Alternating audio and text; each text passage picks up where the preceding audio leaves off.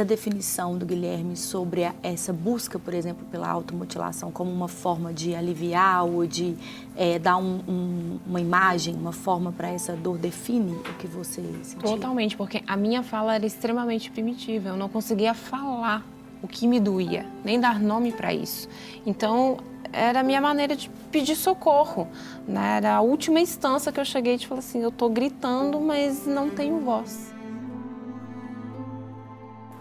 É isso. E é realmente como ele falou, entrando no ambiente terapêutico, de aprender a elaborar essa fala, com também a intervenção de medicação, isso me ajudou muito, porque eu consegui ter uma estabilidade, né, dessas substâncias que meu corpo já não produzia mais também, para conseguir elaborar. E uma coisa que eu fazia muito, tanto o psiquiatra como a psicóloga me incentivaram muito, era a questão da escrita, né, e do desenho. Então, às vezes, eu tinha um impulso de me machucar, eu ia para o papel. Então, aqui é um ambiente que eu posso ferir essa folha. Então, isso era uma maneira realmente de ir colocando para fora, até eu conseguir ter essa fala de falar, isso me incomoda, isso me faz mal, isso foi o que me feriu. Né? Ter esse entendimento também de que até pessoas que me feriram e que também contribuíram, de certa forma, para um adoecimento, também eram pessoas adoecidas e que também não foram em nenhum momento curadas ou tratadas, ou talvez nem tinham entendimento de que também estavam adoecidas, né? O olhar passa a ser diferente também. Ela falou sobre essa questão de outras pessoas adoecidas nos próprios relacionamentos mesmo. O papel das pessoas que estão ao redor, família, amigos, parentes, como que isso contribui para o tratamento? Isso contribui primeiro para o adoecimento, porque muitas vezes a pessoa não é por mal, né? Às vezes a pessoa emite um julgamento, né? Fala assim, de um jeito rude, né? Você só sabe ficar na cama. É frescura. Não é, isso é frescura, né? Isso é falta de Deus. Muitas vezes é o que a pessoa tem para oferecer, né? Não é maldade, né? Não é um movimento da maldade, né? A pessoa não está ali, apesar de estar sendo um ato ruim, né? Está jogando a pessoa para baixo, não é a finalidade. E a gente, sempre que a gente vai tratar, a gente tem que envolver a família inteira, né? Tem que ser um apoio, porque ela sai do consultório motivada, animada, aí chega em casa, não, porque remédio, você vai ficar viciado no remédio. Esse remédio, não sei. Tem um preconceito, Tem um preconceito, né? E também não é por mal, né? Às vezes é o que a pessoa acha mesmo, né? Ela já ouviu tanta coisa, né? Criou tanto preconceito ali com o tratamento, né? Com a psiquiatria, com a psicologia, com a questão da saúde mental. E tem uma linha tênue também entre aquilo que é o tratamento, que é a medicação que é adequada, e aquilo também que é o abuso da medicação. Né? Que é a busca por um atalho, né? Que às vezes a pessoa tem outras formas de lidar, mas não quer lidar da forma que deveria, começa a lidar com a medicação. Tem uma linha muito tênue mesmo, né? Às vezes a gente entra com a medicação, a pessoa desmotiva com a questão da terapia, né? Que muitas vezes seria o que resolveria a situação, né? Que resolveria as percepções que ela tem de si, que ela tem do mundo. Ela fala, não, melhorei, tá bom, né? Tá tranquilo. É uma coisa que a gente ouve muito, doutor, anestesia, um pouco a dor, o uso inadequado da medicação, começa a dar aquele efeito de anestesiar a dor, ou de vamos deixar isso aqui, depois a gente resolve, porque procurar uma ajuda terapêutica, ter que mexer nessa ferida é pior, então a pessoa acaba concentrando no tratamento clínico e deixando o terapêutico de lado. Não que essa anestesia seja ruim, né? Por exemplo, você está com a dor muito grande, né? Você tem uma ferida com uma dor enorme, você não vai mexer naquela ferida aberta daquele jeito, né? O que é a medicação? Ela vai te dar um suporte para você viver o processo terapêutico, né? Que você vai ter que viver suas falhas, você vai ter que reviver as angústias, reviver questões de abuso, reviver questões ali de família, de pai, de mãe. Então, muitas vezes a pessoa não está preparada para lidar com aquela dor, lidar com toda aquela frustração. Então, a medicação ela vem te dar um suporte, mas muitas vezes a pessoa se conforma com aquele suporte, né? Então, ela se conforma com aquela melhora ali, só que é um suporte único, né? Quando eu tirar aqui a medicação, cai de novo. Né? Então, eu brinco com o pessoal, eu vou botar terapia, eu vou mudar mudança de vida, eu vou botar outros suportes para quando eu tirar a medicação, você continuar firme, né? A pessoa fica aqui. Quando eu tiro, aí começam essas ideias, que a medicação vicia, que a medicação, depois que você entra com ela, você não sai, que a medicação faz isso, que ela anestesia, que ela deixa a pessoa boba. Não é, né?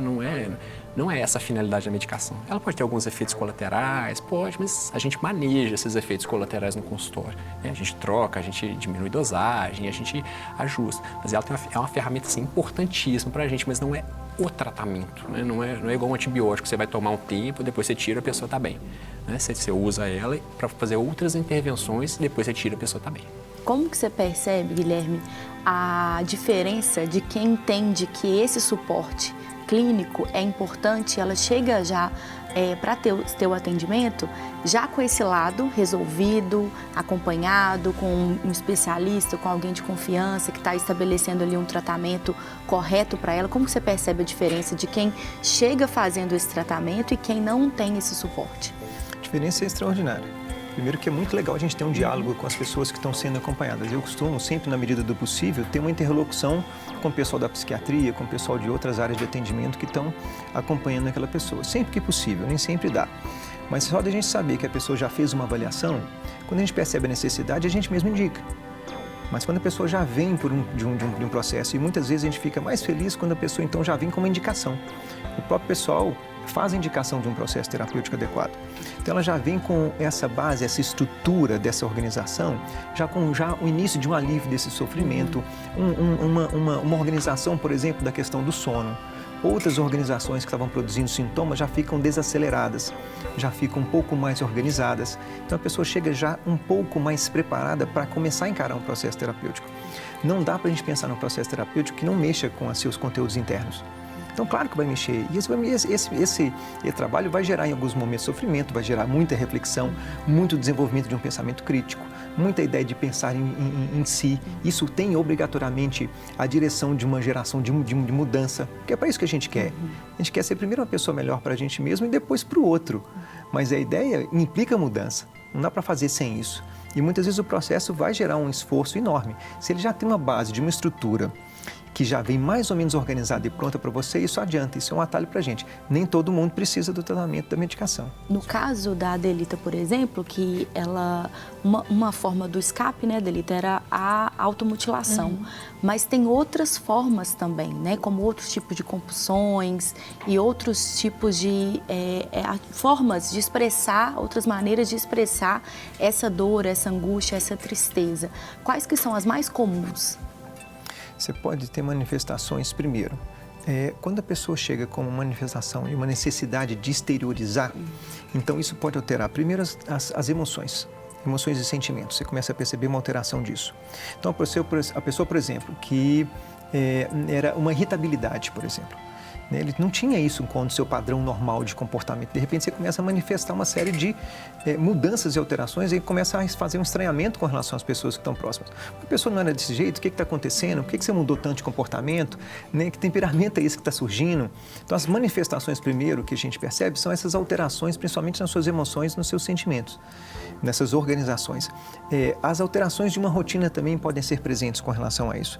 A pessoa, por exemplo, tinha uma organização de sono que era comum, de repente passa a ter uma alteração completa com relação a isso. Então, essa sintomatologia, ela se apresenta, e outras compulsões, como são alimentar, ou começa a comer demais ou comer de menos. E aí isso começa a ficar muito claro, não tem como esconder. Nessa questão, quando chega num conteúdo importante, não tem como a pessoa ficar guardando aquilo para si. Durante um tempo, se é possível, né? Depois de um certo tempo, não tem como. Essa sintomatologia vai se fazer presente e ela vai exteriorizar. A gente costuma dizer uma frase assim, muito simples, que quem não vai se expressar de forma criativa, vai se expressar de forma destrutiva, mas ela vai expressar. Ou ela vai construir algo, ou ela vai ou vai ser destrutivo para si mesmo, primeiro para si mesmo e depois para o outro que convive. Durante quanto tempo você conseguiu esconder a automutilação dele? Mais ou menos, por um ano mais ou menos, né? Eu acho que eu escondi, mas isso até levar o ambiente, né, pro local assim de tratamento onde eu falava, mas as pessoas não sabiam. Porque não é o tipo de coisa que você fala. Eu me machuco, eu tenho vontade de morrer. Você não fala. Na verdade, isso era uma coisa que era muito velada. Até hoje eu entendo que foi uma maneira também de me preservar. Então, não era uma coisa que eu falava abertamente. Eu já tinha esse acompanhamento. Meus pais também entraram nesse ambiente, né? de tratamento também não muito presentes, porque eles moram em outra cidade, então a gente não tinha como ter esse acompanhamento regular, mas eles passaram a saber o que eu tinha, o que estava acontecendo comigo, mas... Porque teve esse período de ser muito intenso, foi mais ou menos 1 ano, né? Mas na fase da adolescência acontecia de vez em quando, era uma coisa ou outra, não era o recorrente, mas quando passou a ser muito intenso, foi um período aí que ninguém sabia. E nas roupas, você conseguia esconder de acordo com como você se vestia? Como é que você fazia? Sim, é porque eu costumo não falar isso pra gente não dar ideia, porque a gente não sabe quem tá assistindo a estrutura que tem, né? Eu não sei quem tá assistindo, quanto a pessoa tá adoecida e dá conta de ouvir algumas coisas. Então eu tinha as minhas maneiras para poder estar na vida, trabalhar, estudar, ir na igreja, linda, plena, sem evidência de nenhum tipo de corte, mas machucada. Você conseguia esconder o que você estava vivendo? O que eu vivia e as minhas feridas, literalmente, as minhas feridas, eu realmente escondia, tanto as internas e as externas. E embora a gente esteja falando tanto sobre esse assunto, a gente percebe também que é muito comum, né? A gente ouve muito e às vezes a gente vive situações que parece que as pessoas perguntam: e aí, tá tudo bem? Como um clichê, como algo, uma pergunta que a pessoa nem espera a resposta efetiva. E se você parar e falar assim, não tá tudo bem, não tem ninguém para te ouvir. Porque é muito rápido, assim, é muito superficial, assim, às vezes, né? A pessoa pergunta se tá tudo bem, mas se ela não te olhar, se ela não te perceber, se ela não observar, será que você tá dormindo bem? Coisas como você citou aqui, isso também acontece muito, né? Muito. E hoje a maioria das pessoas, assim, elas conversam não para entender o outro, mas esperando a vez de falar. Né? Eu tô te ouvindo, mas eu tô pensando assim, no que eu tô falando. E ao mesmo jeito que pergunta é clichê, a resposta também é clichê, é tudo ótimo em você. É automático, né? Você já responde aquilo ali, fica aquele diálogo vazio, não saiu nada. Se eu falar não, tô mal, às vezes você vê uma resposta sem muito sentido, que não vai te ajudar tanto, né? Às vezes a pessoa não vai estar tão interessada e a gente acaba se adaptando a essa falta de interesse das pessoas em outras pessoas, né? A gente está muito acostumado a olhar para dentro de si mesmo, para os nossos sintomas, mas quando vem alguém lhe pedir de ajuda, muitas vezes porque a gente não sabe ajudar também, né? A gente não sabe o que falar, não sabe o que aconselhar, fica inseguro com aquela situação, né? Depressão, muitas vezes vem com uma carga em cima ali que a pessoa às vezes não quer lidar, fala, não, tá bom, tá tudo ótimo, então eu vou ali e não escuta, né? Não tem aquele ouvido atento, não disponibiliza uma meia hora para a pessoa conversar, para elas desabafar. Simplesmente ter alguém que compreende, né? Que não vai julgar, aquele ouvido sem julgamento, né? Só ouvir e receber já ajuda, né? Já é terapêutico. E tem um impacto, por exemplo, da tecnologia, dessa coisa muito instantânea e ao mesmo tempo muito superficial, para que esses quadros piorem, para que as relações estejam como estão hoje? Sim, as redes sociais elas atrapalham de várias formas, né? Primeiro as pessoas colocam ali uma vida que não existe, né? Elas colocam só o lado bom. Tá naquela praia feia, esquisita, reclamando do tempo, mas posta aquela foto feliz, né? Agradeço, não sei o quê, que essas férias nunca acabem. Então, reclamando, pneu furado e todo mundo xingando, não sabe o que vai, para onde que vai, mas tá colocando aquela vida feliz. A pessoa entra e vê a felicidade ali e fala, nossa, aí passa uma foto, tá feliz, passa uma foto, outra feliz, passa uma foto, outra feliz. Um outro jeito que atrapalha são aquelas frases feitas, né? Como se as coisas se resolvessem assim. Se você tá triste, faça isso e isso todo dia que vai dar certo, né? Você faz aquilo e não dá certo. Aí um outro posta. Se você tá triste, né? Se você não está bem, faça isso, né? 5 tópicos para uma vida melhor. 3 dicas para ser mais feliz. Revolucionar 8 dicas para dormir melhor. 4 passos para felicidade. A pessoa faz tudo e não consegue esse resultado no final. Para se frustrar enormemente, né? Para se frustrar enormemente. Falando, gente, eu tô seguindo os 4 passos do não sei o quê, eu tô seguindo as 3 dicas de não sei aonde. E não tá dando certo, né? Como se tivesse dicas universais que fizessem todo mundo ficar bem, né? A comparação foi algo que te incomodou, que você viveu, que você experimentou ou não? Acho que em alguns pontos sim, acho que em alguns pontos a comparação ela esteve presente. Mas eu acho que vivia num mundo tão assim fechado com a minha dor que às vezes eu eu não conseguia nem pensar assim, mas aquela pessoa isso ou aquela pessoa aquilo. Eu só pensava assim, alguém tira isso daqui de dentro. Então, porque era uma coisa que foi criando raízes muito profundas, até que de chegar ao ponto assim, de eu não tinha muita noção do que acontecia externamente. Eu realmente não sabia, não me interessava o que estava acontecendo no mundo, nem com a vida das outras pessoas, porque eu não estava dando conta nem da minha. O limite. Quando suportar a própria vida se torna um fardo pesado demais. Veja no próximo episódio da série Você é um Bom Motivo para Viver.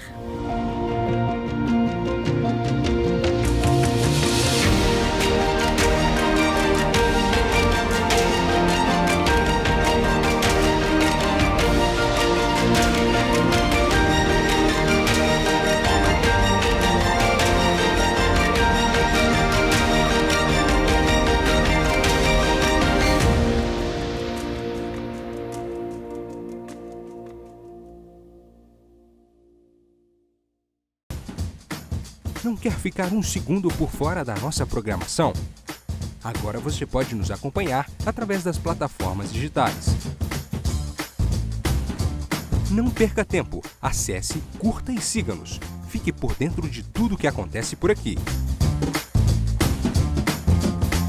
Rede Super, inspirando você.